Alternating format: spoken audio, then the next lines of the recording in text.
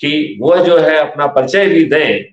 और आज का जो महत्वपूर्ण विषय है कि भारत के सबसे गरीब से गरीब परिवार को शुरुआती दौर में 10,000 रुपए की एम्प्लॉयमेंट गारंटी पर परिवार दी जाएगी, जिसे दूसरे साल 10,000 से बढ़ाकर 25,000 कर दिया जाएगा और 2029 तक एक परिवार में 4 सदस्यों की यह पात्रता बनाई जाएगी।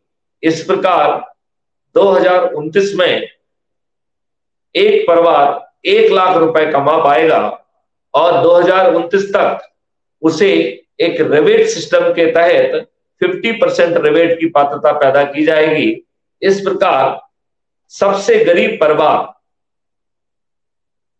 2 लाख रुपए वर्थ परचेजिंग पावर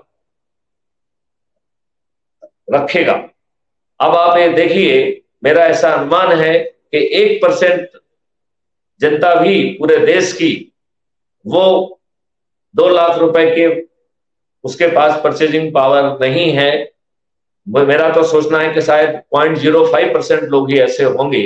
लिहाजा भारत का सबसे गरीब व्यक्ति उन 1% में पहुंच जाएगा और जो 1% वाले हैं उनकी जो है आमदनी लाखों और करोड़ों में पहुंच जाएगी।